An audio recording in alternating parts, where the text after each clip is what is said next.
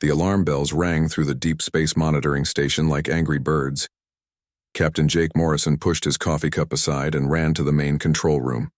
His boots made loud sounds on the metal floor as he moved fast through the narrow hallways. "What do we have, Ben?" Jake asked his communications officer. Lieutenant Ben Harris looked up from his screens with wide eyes. "Sir, we got 3 ships coming into our solar system. They're big, really big, and they're not from Earth." Jake felt his heart beat faster. After 20 years of watching empty space, something finally happened. "Are you sure they're not ours?" "Positive, sir. The design is nothing like our ships. They're smooth and round like giant eggs. And they're sending out some kind of scanning beams." Dr. Lisa Park ran into the room, still wearing her lab coat. Her dark hair was messy from sleeping. "Jake, did we really find them? Aliens?" "Looks like they found us first," Jake said. He turned to Ben. "Any signs they want to hurt us?" Ben shook his head. "No weapons firing. They're just scanning everything. The moon, Mars, our satellites. It's like they're taking pictures of our whole neighborhood." Jake walked to the big window that showed the stars. Somewhere out there, 3 alien ships were looking at Earth for the first time. He wondered what they thought of his home world. "Lisa, get your first contact files ready. Ben, try to talk to them. Use the friendship signals we practiced." Ben's fingers moved quickly over his keyboard. He sent out a simple message with math and pictures. It showed Earth as a peaceful planet with people who wanted to be friends. Far away from Earth on the lead alien ship, Scout Leader Zektar looked at his screens with calm interest. His long fingers had 3 joints each, perfect for working. The smooth control panels. His large eyes were dark purple, made to see in the dim light of his homeworld. "Another Class M planet," he said to his team. "Looks normal. Blue oceans, green land, white clouds. The usual life signs." His science officer, Veshai, nodded her large head. "Standard survey should take 2 days. Then we can mark it on the maps and move on." Zektar's people had found hundreds of worlds like this. Most had simple life forms. Some had animals that could think a little. Very few had people smart enough to build cities and ships. "Sir, we're getting a signal from the planet," his communications officer reported. Zektar looked at the message on his screen. Simple math, basic pictures, and what looked like a greeting. "They're trying to talk to us. How interesting. Should we answer?" Vesahai asked. "Of course. Council rules say we must try peaceful contact first." On Earth, Ben Harris jumped from his chair. "Captain, they answered us. Look at this." The alien message appeared on the main screen. It had the same math they sent, but with new numbers added. Then came pictures that showed the 3 ships and what looked like friendly alien faces. Jake smiled for the first time in hours. "They want to be friends too. Send them more information. Show them we're peaceful." Dr. Lisa Park worked at her computer, putting together files about Earth. She picked pictures of cities, farms, and families. She added music and art to show that humans were not just smart, but creative too. "I'm sending them our welcome package," Lisa said. "Basic information about our world and our people." The files traveled through space at light speed, carrying Earth's first message to the stars. On the alien ship, Zektar's team received the data with growing interest. "They call themselves humans," Veshai reported. "They live on the 3rd planet from their star. Population around 8 billion. 8 billion? Zektar was surprised. "That's a large number for a single world. They seem to be the dominant species," Veshai continued. "They've built cities across most of their land. They even have some settlements on their moon." Zektar nodded. This was normal. Usually one smart species took over their planet and built civilization. "What else do we know about their world?" "I'm running deep scans now," another officer said. "Looking at all the life forms on their planet. This will help us understand what kind of environment made these humans." Back on Earth, Jake and his team waited for more messages from the aliens. The first contact was going well. No weapons, no threats, just 2 different peoples trying to understand each other. "I wonder what their world is like," Lisa said.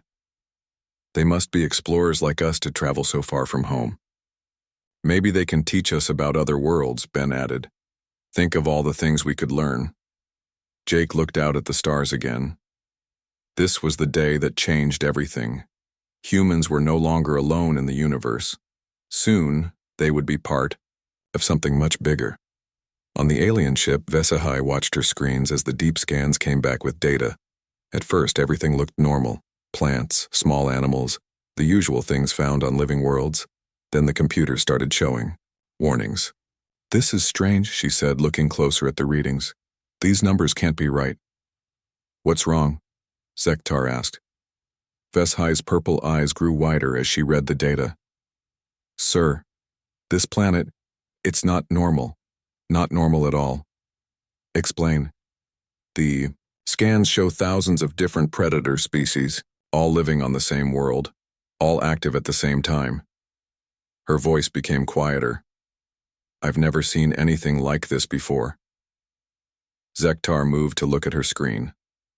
The data showed life forms that seemed impossible.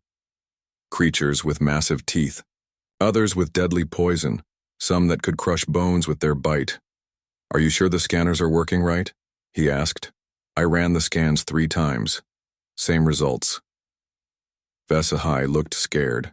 Sir, what kind of world creates this many killing machines? Zektar stared at the data, trying to understand what he was seeing. In 40 years of exploring space, he had never found a planet like this. Most worlds had a few dangerous animals. This world seemed to be made of them. And the humans live here? He asked quietly. According to our scans, yes. They've built cities everywhere, even near the most dangerous areas. Zektar felt something cold move through his body. What kind of beings could survive on a world full of monsters? What kind of species could build civilization in such a place? He looked at the friendly messages still coming from Earth, and for the first time, he began to wonder if they had made a terrible mistake. Dr. Amy Carter sat in her office at the Space Center, excited about sharing Earth's wonders with their new alien friends. She had spent all night putting together files about Earth's amazing animals.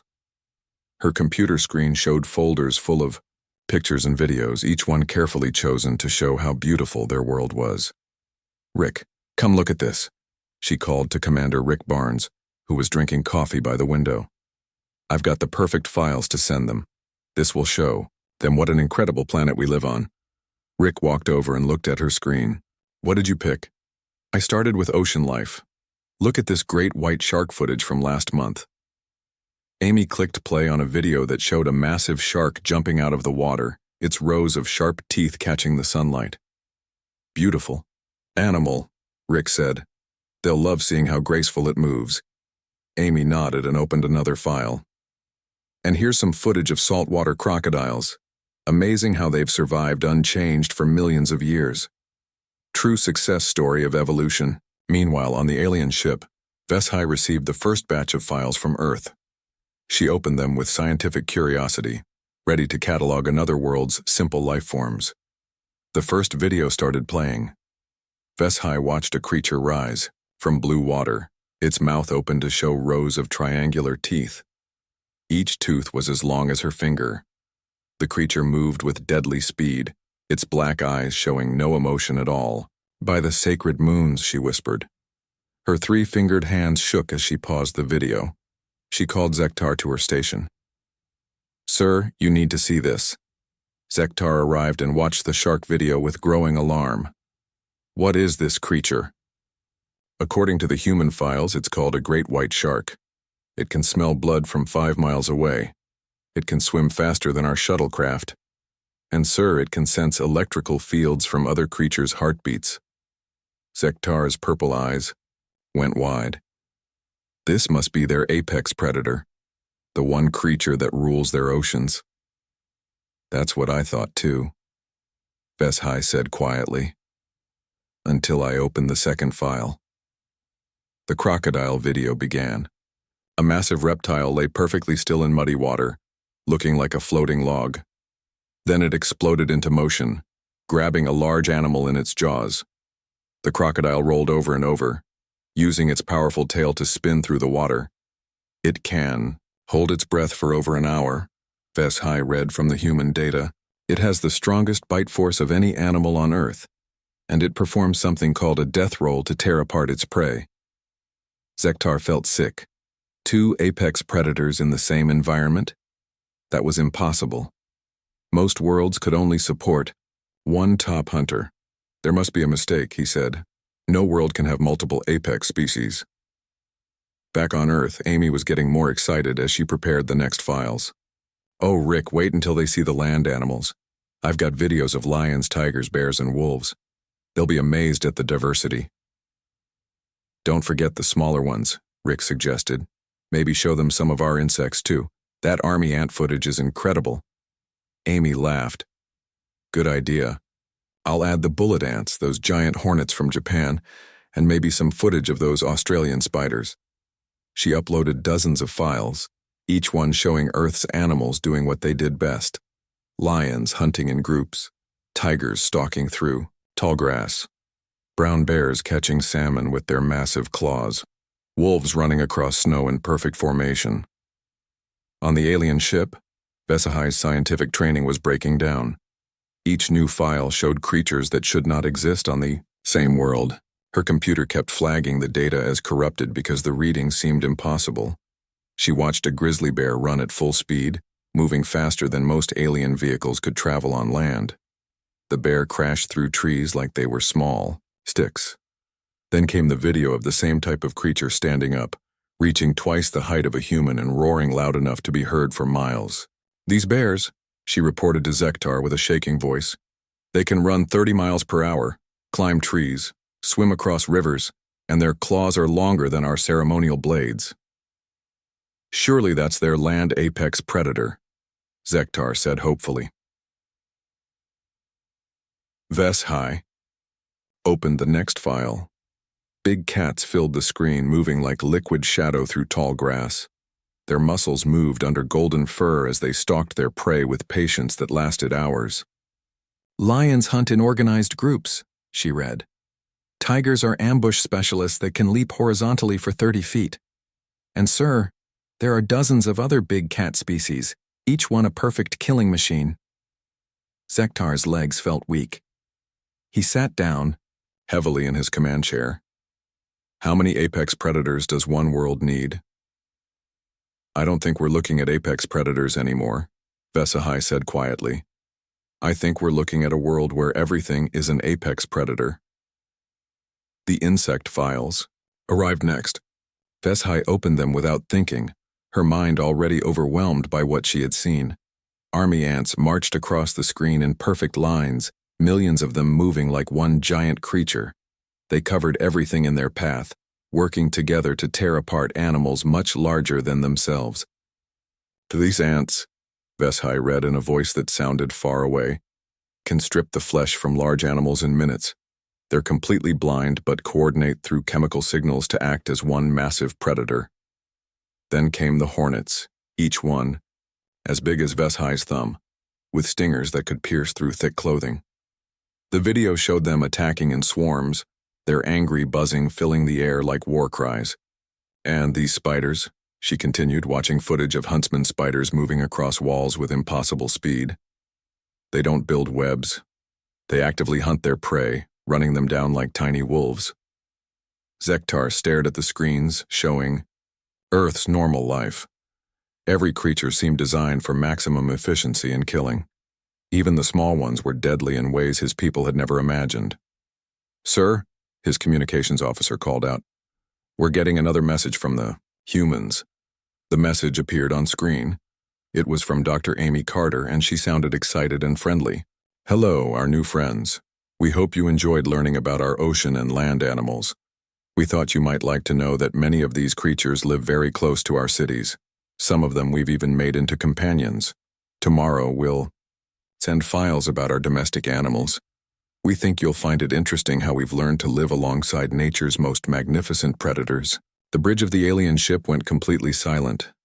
Zektar read the message 3 times, trying to understand what it meant. They live near these creatures? He asked quietly. That's what they're saying, HFY replied.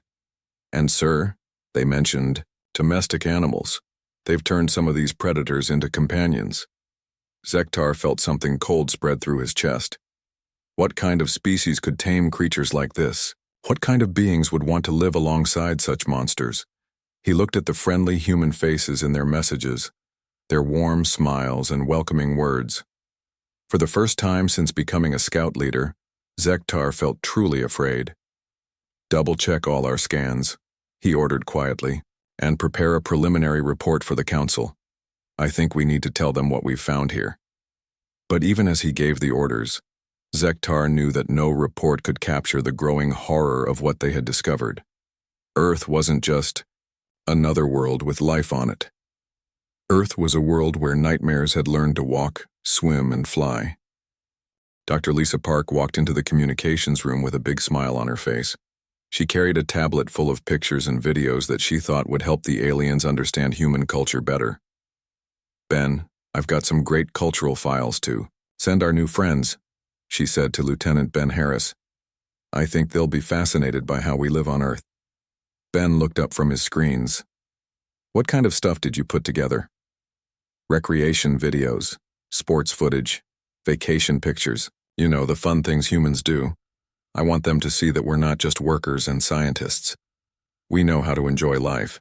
Lisa uploaded her files and sent them to the alien ship with a cheerful message about human leisure activities and adventure sports. On the alien ship, Vesahai was still trying to recover from the animal videos when the new files arrived. She opened them carefully, hoping to see something normal for once.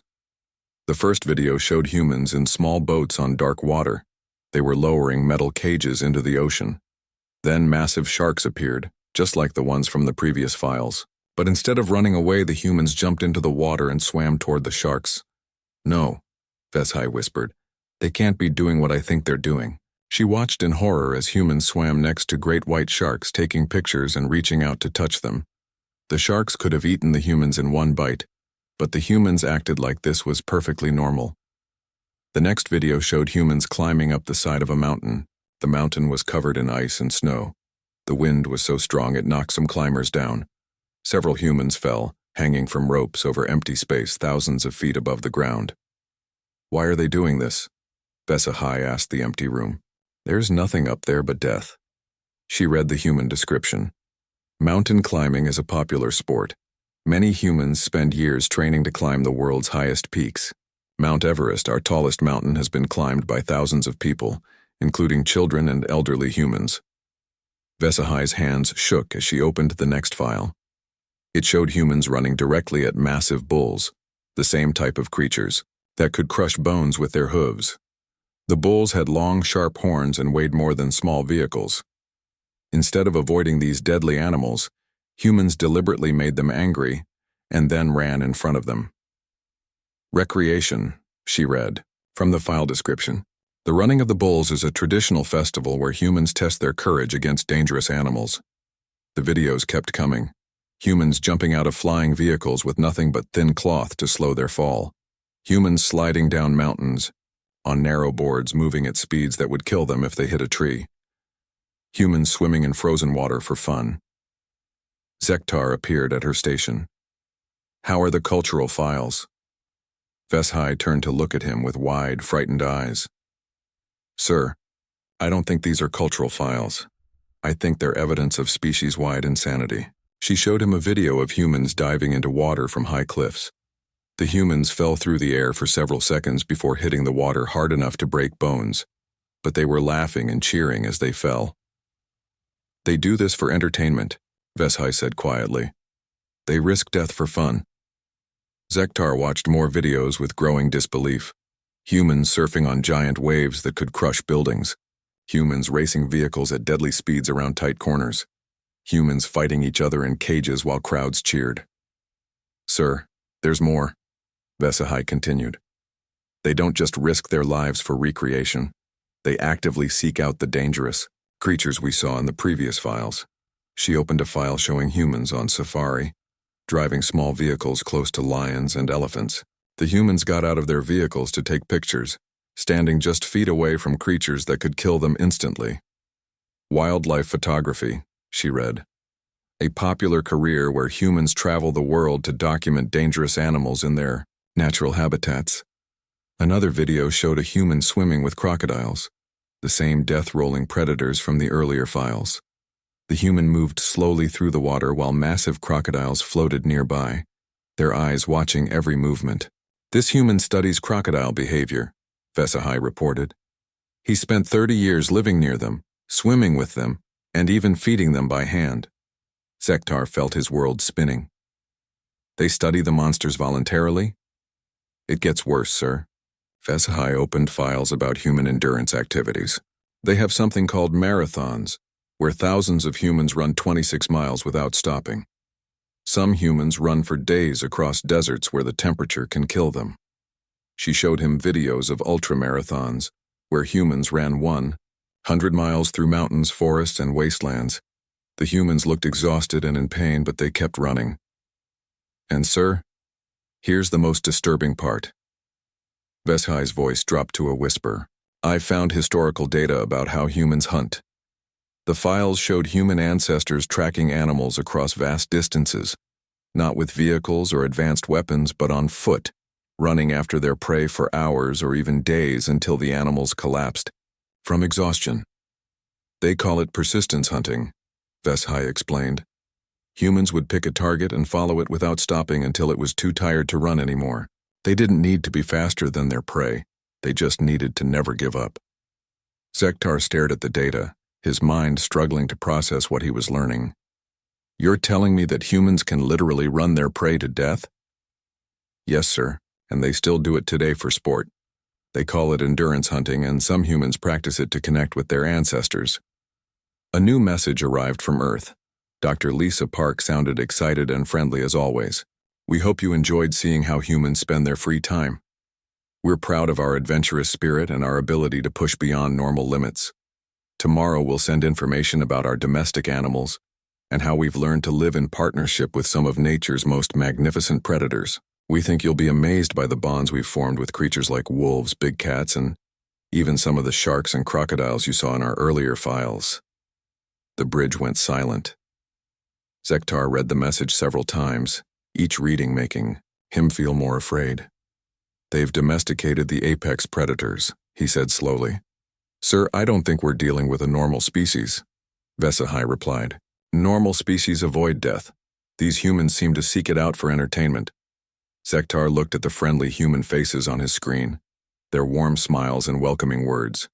But now he saw something else in their eyes, something that made his blood feel cold. Contact Commander Morden, he ordered quietly.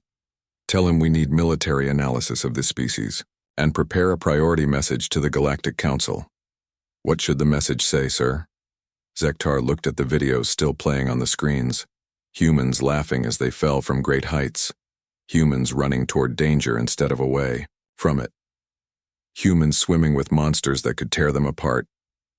Tell them we've found something new, he said. Something that doesn't fit our understanding of how intelligent life should behave. He paused, watching a human climb a frozen waterfall with nothing but metal tools and determination. Tell them we've found a species that treats survival as a game, and they're very, very good at playing it. As the message prepared to transmit across the galaxy, Zektar wondered if his people were ready to learn about a world where the apex predators had learned to laugh in the face of death. He was beginning to suspect they were not. Zektar stood in his private quarters, staring at the complete report he had written about Earth. The document was 47 pages long, filled with videos, pictures, and analysis that would change everything the galaxy knew about intelligent life. His hands shook as he prepared to send it to the Galactic Council. In 300 years of space exploration, no scout had ever filed a report like this one. Computer, begin transmission to Council chambers, he said quietly. The message traveled across space at faster than light speeds, carrying with it information that would keep entire civilizations awake at night. On the Council world of Nexus Prime, High Counselor Thelvas was enjoying a peaceful morning when the priority alert began flashing on her desk. She had seen many reports from the outer systems, but this one was marked with codes she had never seen before. Emergency Council session required, the message header read. Classification, Unknown Threat Level. Thelvis opened the first page and began reading Zektar's introduction. Her 4 eyes grew wider with each sentence. To the Honored Council. I have discovered a world that challenges everything we know about the evolution of intelligent life. The planet designated Sol 3 contains a species that should not exist according to our understanding of natural selection and survival instincts. She pressed the emergency button that would call all council members to an immediate meeting. Within minutes, representatives from 200 different species were connecting to the council chambers through holographic links. Fellow council members, Thelvis announced, we have received a report that requires our immediate attention. Scout leader Zektar has discovered something unprecedented in the Outer Rim. She began sharing the files from Earth. The first videos showed the sharks, crocodiles, and other predators. The council members watched with mild interest, thinking this was another routine catalog of dangerous wildlife. Then came the videos of humans swimming with sharks. The council chamber erupted in confused voices. Representatives from 50 different worlds began talking at once, their translation systems struggling to keep up with the chaos. Order! Order! Thelvis called out. Let us continue reviewing the report. The mountain climbing videos played next. Council members watched humans deliberately placing themselves in deadly situations for no apparent reason. The confusion turned to concern. Are these humans being forced to do these activities? Asked Counselor Mektor from the Peaceful Worlds Alliance. According to the report, they do this voluntarily, Thelvis replied. They call it recreation. The bull-running videos caused the first real panic. Counselor Yathara from the Herbivore Coalition stood up on her 6 legs, her feathers puffed out in alarm. This is madness, she declared. No intelligent species would voluntarily face charging death beasts. There's more, Thelvis said grimly. She showed the persistence hunting videos. The council chamber fell silent as they watched human ancestors running after prey for days without stopping. Then came the modern endurance races showing humans still practicing the same deadly determination. By the ancient stones, whispered Counselor Velthar from the desert worlds. They're persistence hunters, like the extinct terror runners of Kalos Prime. Every council member knew about the terror runners. They were the reason Kalos Prime was now a forbidden world. An entire species of persistence hunters that had driven themselves and everything else on their planet to extinction through endless, relentless hunting. Sir, Dr. Amy Carter said on Earth, completely unaware of the galactic panic her files had caused. I'm getting some strange readings from our deep space monitors. Commander Rick Barnes looked up from his coffee. What kind of strange? Ships. Lots of them. They're changing course away from our solar system. It's like they're all avoiding us suddenly. Rick frowned. That doesn't make sense. Yesterday they seemed friendly. On Nexus Prime, the council session had descended into chaos. Representatives were arguing, some demanding immediate military action, others calling for complete isolation from the Sol system. We need to classify this world as a Category X threat, declared Admiral Kothran from the military coalition. These humans are clearly the most dangerous species we've ever encountered. But they haven't attacked anyone, protested Counselor Mindal from the Peace Corps. Their messages are friendly. They want cultural exchange.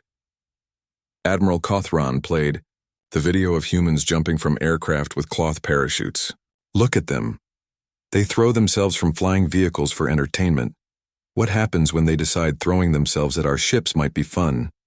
Counselor Brixtall from the Merchant Guilds was frantically calculating trade route changes on his portable computer. I'm redirecting all commercial traffic away from the Sol sector. My insurance companies will never cover trips to a world full of persistence hunters. Meanwhile, on the alien scout ship still orbiting Earth, Veshai was monitoring galactic communications. What she heard made her feel sick.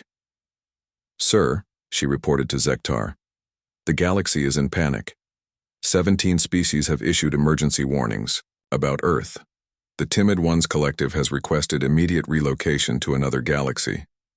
Zektar wasn't surprised. What about the military response? Admiral Kothran is mobilizing the fleet, but not for attack, for retreat. He's moving all military assets to the far side of the galaxy. On Earth, Ben Harris was getting more confused by the hour. Captain Morrison, sir, we're receiving hundreds of messages from different alien species, but they're not talking to us. They're talking about us.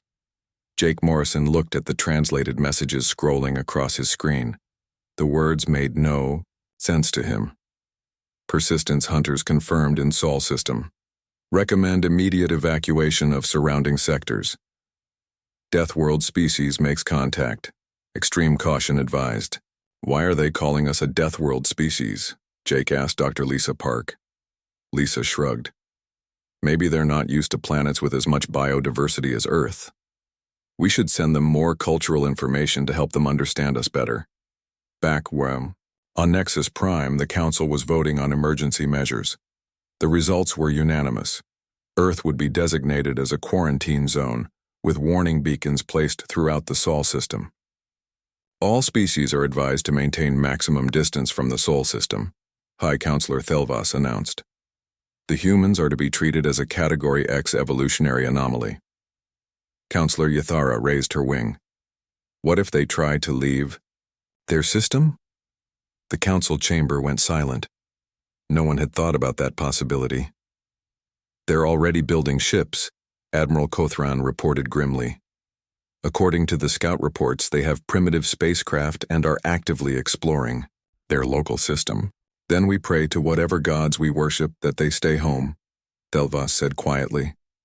On the merchant ship, Profitable Journey, Captain Zolkar was explaining to his crew why they were changing course away from what had looked like a promising new trade route. But Captain, his first officer protested, the humans sent us friendly trade offers. They have metals and artwork we could sell for good profit. Zolkar showed his crew the video of humans cliff diving. Look at them.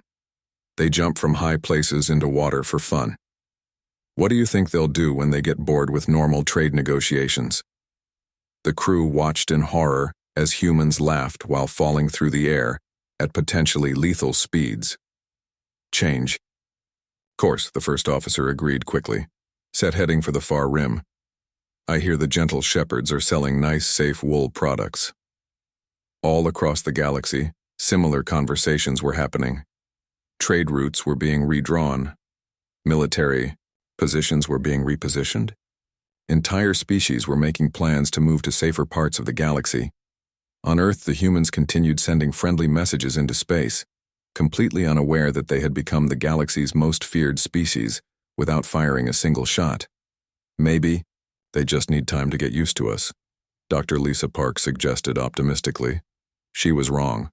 Time would only make it worse, as the galaxy was about to discover that humans were just getting started showing them what a real Death World species could do.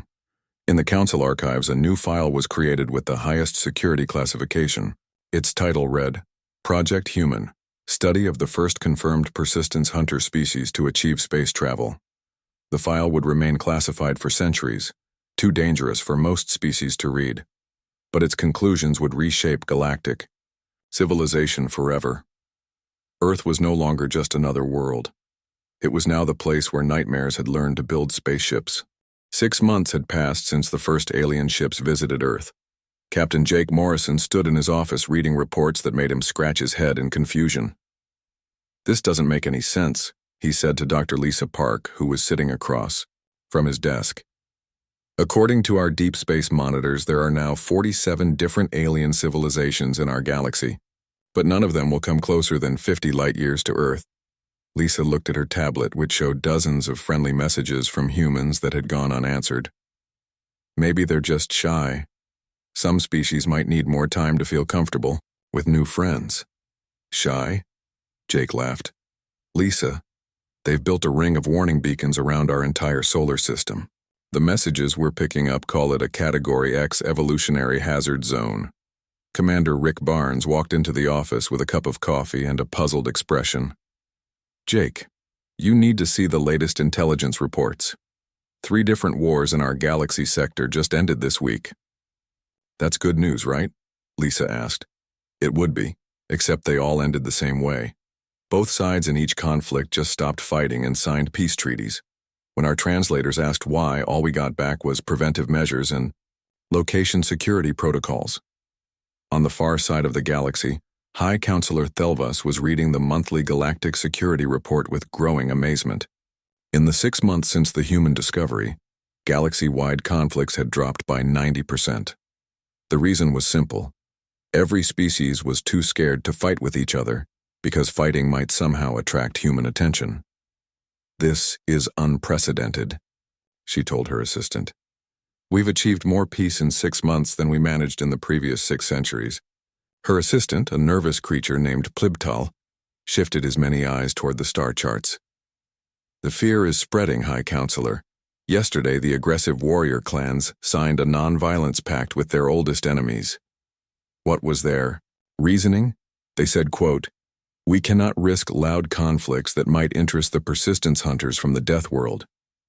They've actually started practicing meditation and flower arranging." Meanwhile, in a research station safely positioned beyond Pluto's orbit, Dr. Vesahai was working on what had become the galaxy's most important scientific project: understanding humans without getting too close to them.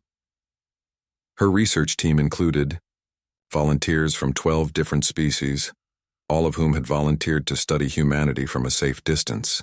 They called themselves the Terran Horror Studies Department, and their work was funded by every major civilization in the galaxy. Dr. Vesahai called her assistant, a brave scientist named Kexhai. "We've received new cultural files from the humans."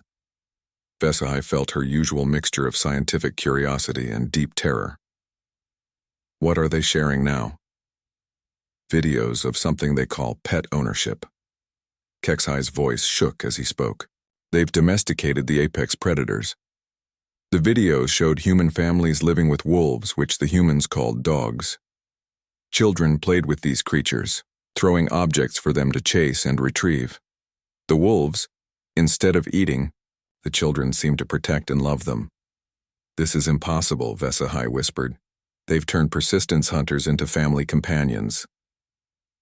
Another video showed humans living with big cats, not in cages or behind barriers, but in their homes, sleeping in the same beds as the humans. "They call them house cats," Kexhai reported. "The humans claim these are cute and cuddly. Dr. Vesahai, I've analyzed these creatures. They're perfectly designed killing machines, just smaller than the big cats we saw in earlier files." The final video showed something that made Vesahai's scientific training completely break down. A human was swimming in an aquarium with sharks feeding them by hand, while children watched and laughed from outside the glass. "They don't just live with the monsters," she said quietly. "They've made the monsters into entertainment for their young." Back on Earth, Lieutenant Ben Harris was monitoring alien communications when he noticed something strange. "Captain Morrison," he called out. "I'm picking up what sounds like worship ceremonies from 17 different species. They're all mentioning Earth." Jake walked over to Ben's station. "Worship ceremonies?" "Yes, sir." Listen to this translation from the Peaceful Shepherds Collective. A melodic alien voice filled the communications room. "We give thanks to the great persistence hunters of the death world, who keep the galaxy peaceful through their terrible presence. May they remain content on their world of nightmares and never seek to visit our gentle pastures." "They're praying that we stay home?" Jake asked in confusion. "It gets stranger, sir.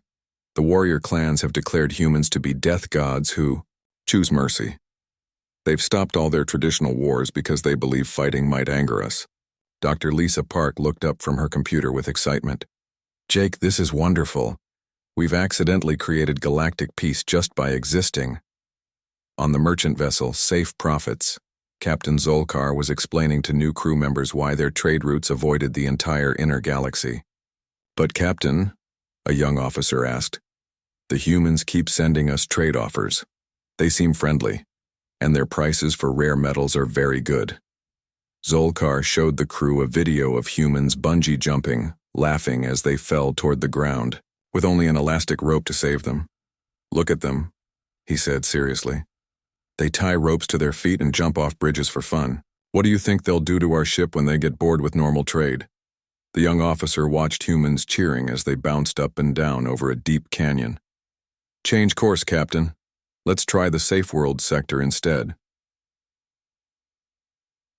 Similar conversations were happening throughout the galaxy.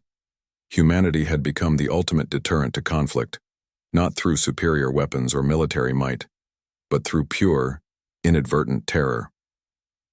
On Nexus Prime, Admiral Cothran was presenting his annual military report to the Council.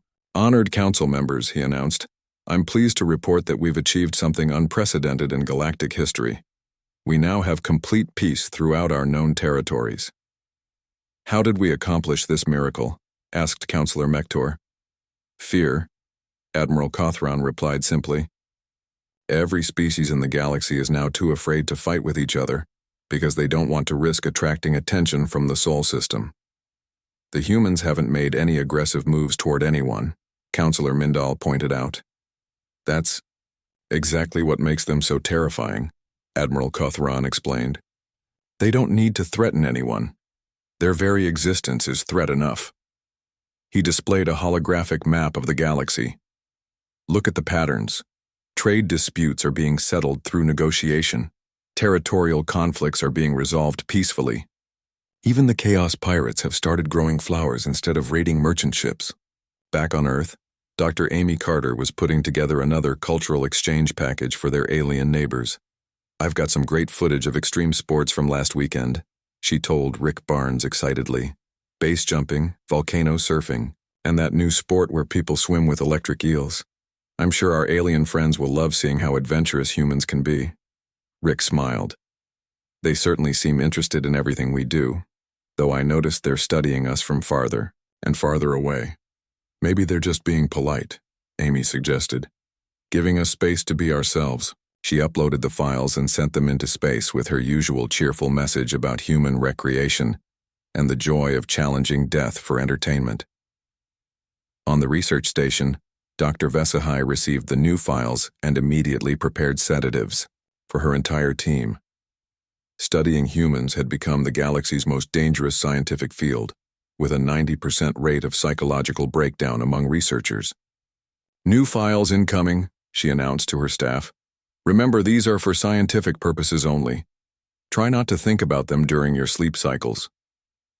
As the galaxy continued its unprecedented era of peace, Captain Jake Morrison stood on his observation deck, looking out at the stars. Somewhere out there, dozens of civilizations were living in harmony for the first time in centuries. He didn't know that humanity had accomplished this miracle not through diplomacy or wisdom, but by simply being themselves, by showing the galaxy what a species looked like when it evolved on a world where everything was trying to kill it, and learned to find joy in the challenge. In his final log entry, Zektar wrote, "The humans remain unaware of their effect on galactic civilization. They continue sending friendly messages and cultural exchanges, completely oblivious to the fact that they've become the universe's most effective peacekeeping force." Today's files included footage of humans volcano surfing, which I've classified as evidence of species-wide invincibility complex. I no longer sleep well, but I suspect that's a small price to pay for the peace they've brought to our galaxy. Far away on Earth, humans continued doing what they had always done, finding new ways to laugh in the face of death, completely unaware that their laughter had taught the galaxy the meaning of fear, and through fear, the value of peace. The universe was a safer place thanks to humanity's terrifying normalcy.